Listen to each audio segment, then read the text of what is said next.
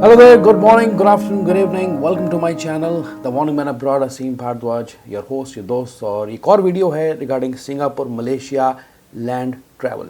क्या रिक्वायरमेंट्स रहती हैं, अभी क्या हालात चल रहे हैं और कुछ इंपॉर्टेंट इन्फॉर्मेशन जानकारी आप लोगों के लिए इस वीडियो के अंदर। लेकिन इस वीडियो को शुरू करने से पहले थोड़ा सा टाइम निकाल के चैनल को सपोर्ट करना बिल्कुल ना भूलें। So please subscribe to this channel and also hit the bell button notification icon so that you get to know about all travel updates through this channel. Let's start the video.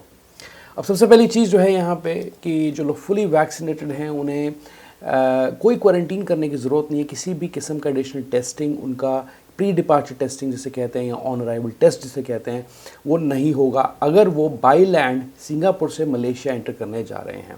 ठीक है, आप किसी भी किस्म का mode of transport ले सकते हैं और आई थिंक वहाँ पे दो पॉपुलर है। मैंने वैसे बाई लैंड कभी ट्रैवल नहीं किया, बाई एयर ही किया था जब मैं सिंगापुर गया था और मलेशिया गया था। तो अगर आप बाई लैंड जा रहे हैं तो वुडलैंड्स कॉजवे और जो दूसरा उनका है सेकेंड लिंक, तो वहाँ second link, I think that's what it is called. तो वहाँ से आप मतलब जो है प्राइवेट कार्स भी ले सकते हैं और उनकी जो एक बस सर्विस चलती थी 170 वो भी शुरू हो गई है। लेकिन ये जो बस सर्विस है 160 से लेके 170 ये अभी जोहर बहरू नहीं जा रही हैं। ठीक है, तो ये बेसिकली ऑपरेट करेंगे तो सिर्फ वुडलैंड्स चेक पॉइंट से आपको ये मिल जाएंगे। इनके अगर बारे में आपको और जानकारी चाहिए तो मैं एक लिंक आपके साथ डिस्क्रिप्शन में शेयर करने लगा हूँ। उसमें पूरा रूट दिया है, बस का पूरा आइटनरी दिया है, आप देख सकते हैं। फिर तीसरी चीज़ जो इम्पॉर्टेंट है वो आपका पासपोर्ट, जिसकी वैलिडिटी एटलीस्ट 6 महीने की होनी चाहिए। आपको अपने कोविड-19 के वैक्सीन जो हैं सर्टिफिकेट उन्हें वेरीफाई करना है। जो मलेशिया का पोर्टल है, जैसे मैंने पिछली वीडियोस में बात की, mysafetravel.government.my, उस पर जाके आपको अपने वैक्सीन के सर्टिफिकेट रजिस्टर करने हैं, वेरीफाई करने हैं। जब आप वेरीफाई करते हैं तो आप उनकी जो डिटेल्स हैं देख सकते हैं माई सहज तेरा ऐप पे।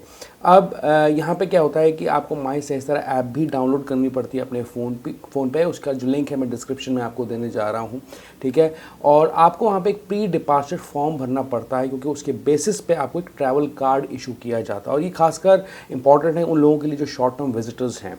जो डेली कम्यूटर्स हैं उनको किसी भी किस्म की इंश्योरेंस की ज़रूरत नहीं है, लेकिन शॉर्ट टर्म विजिटर्स हैं, अगर वो वैक्सीनेटेड नहीं हैं या पार्शली वैक्सीनेटेड हैं, उन लोगों को कोविड-19 की ट्रैवल इंश्योरेंस कैरी करनी पड़ेगी और उसकी जो कवरेज है वो होनी चाहिए $20,000। इसके अलावा जो लोग सिंगापुर एंटर करेंगे, fully vaccinated short term visitors जो एंटर करेंगे सिंगापुर, उन्हें ट्रैवल इंश्योरेंस की ज़रूरत नहीं है उस केस के अंदर। ये याद रखें आप कि ये बाई लैंड जो लोग ट्रैवल कर रहे हैं उनके बारे में मैं बात कर रहा हूँ।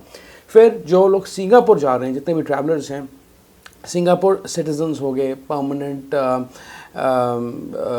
रेजिडेंट्स हो गए या लॉन्ग टर्म पास होल्डर्स हो गए, उन्हें जो है एसजी अराइवल कार्ड भरना है। एसजी अराइवल कार्ड दोनों केसेस में लागू होता है, इम्प्लीमेंट होता है, चाहे आप बाई एयर जा रहे हैं चाहे बाई लैंड जा रहे हैं। ठीक है, और 3 दिन पहले 72 घंटे के बीच में आपको रजिस्टर करना पड़ता है। ठीक है, और यहाँ पे क्या होता है कि आपको बेसिकली अपने जो वैक्सीन के सर्टिफिकेट्स उन्हें वेरीफाई करना होता है, उन्हें अपलोड करना होता है एसजी अराइवल कार्ड के थ्रू। अब जो ट्रैवलर्स हैं उन्हें जो है अगर वो ट्रेस टुगेदर ऐप डाउनलोड करते हैं अपने फ़ोन पे और वहाँ पे वैक्सीन के स्टेटस आपके रिफ्लेक्ट करते हैं तो वो 30 दिन के लिए वैलिड है स्ट्रेट।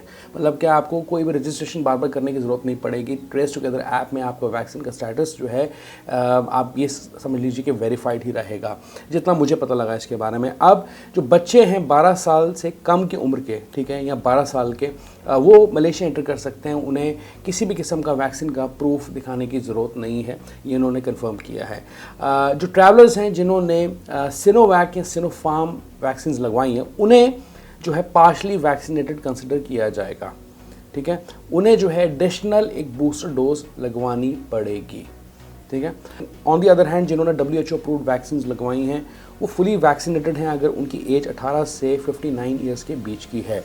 ठीक है, और अगर आपकी एज 60 ईयर्स से ऊपर की है उस केस के अंदर आपको जो है तीसरी डोज लगवानी पड़ेगी। जो भी WHO अप्रूव्ड वैक्सीन हैं, चाहे कोवैक्सीन हो गई, एस्ट्राजेनेका हो गई, जो भी हैं, बहुत सारी हैं, कोवैक्सीन हो गई फॉर दैट मैटर। अब कुछ और इम्पॉर्टेंट चीज़ उन लोगों के लिए जो डेली कम्यूट करेंगे और जो मलेशिया का मिनिस्ट्री ऑफ ट्रांसपोर्ट है उन्होंने कंफर्म किया है कि जितने भी ड्राइवर्स हैं, ठीक है, जो सिंगापुर रजिस्टर्ड व्हीकल्स चला रहे हैं, फॉरेन व्हीकल्स चला रहे हैं, ठीक है, अगर वो मलेशिया एंटर करते हैं तो उन्हें एक रोड चार्ज लगेगा जिसकी कॉस्ट है 20 रिंगिट।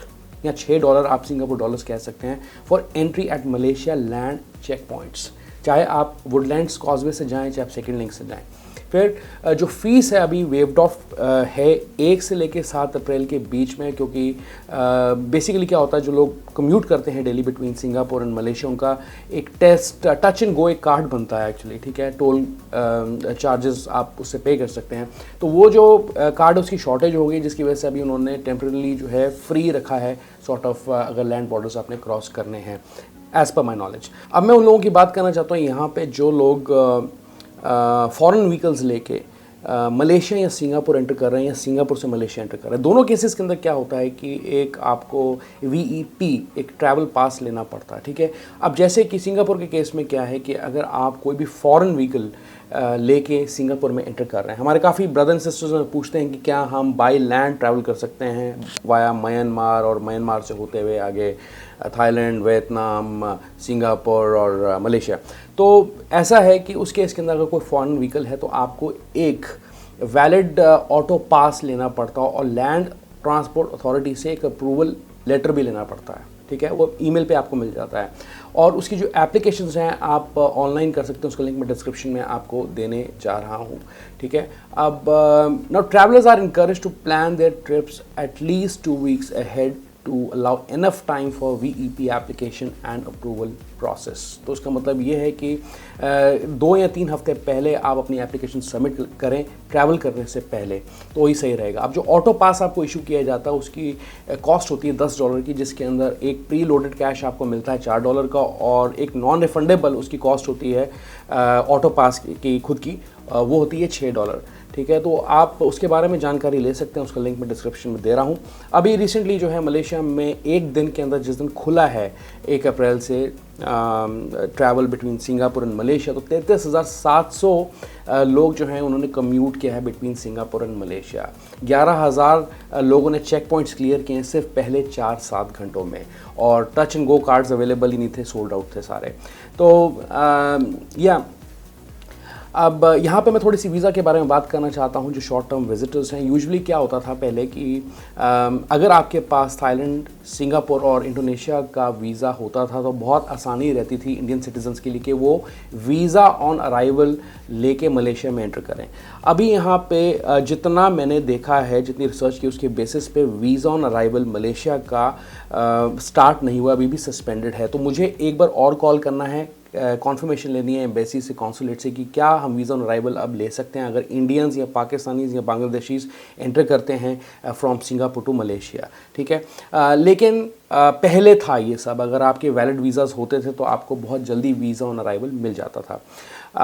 यहाँ पे और चीज़ मैं आपको और बता दूँ कि जो लोग 11 मार्च 2022 से सिंगापुर में एंटर करेंगे, उन्हें ऑनवर्ड्स एक्चुअली 11 मार्च के बाद जो है उन्होंने क्या किया, चेंजेस किया। वो वीज़ा इशू नहीं कर रहे, स्टैंपिंग पासपोर्ट्स पे नहीं कर रहे, आपको उसकी बजाय ई-पास दे रहे हैं, ठीक है। तो उसका मतलब ये है कि there will not be any endorsement on your passport, ठीक है। अब जो ई-पास है वो आपका तय करेगा कि कितने टाइम के लिए गवर्नमेंट या इमिग्रेशन ऑफिसर्स अप्रूव करते हैं, फर्स्ट डे आपका क्या है और लास्ट डे क्या है कंट्री में, वो सब चीज़ें तय होती हैं, ठीक है। मल्टी एंट्री वीज़ा की मैं थोड़ी सी बात करूं तो मैंने कॉन्फर्मेशन लिया है फिर से अकबर ट्रैवल से, जिससे मैं जल्दी बात कर सकता था। उन्होंने मुझे बताया कि आप मल्टी एंट्री वीज़ा ले सकते हैं और उसके जो डिटेल्स हैं, रिक्वायरमेंट्स हैं, उन्होंने मेरे साथ शेयर किए हैं। तो उसके लिए मैं एक सेपरेट वीडियो बना दूंगा।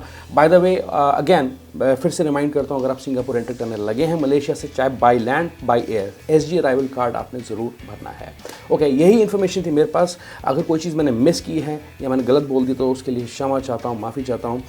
लेकिन जो भी मेरे पास बेस्ट मेरी नॉलेज के हिसाब से चीज़ें थी वो मैंने आपके साथ शेयर की हैं। अभी तक कोई सवाल जवाब हैं, कमेंट सेक्शन आपके पास है, you most welcome, and do support this video by liking it and also subscribe to this YouTube channel. मिलता हूँ अगले वीडियो में। Good bye.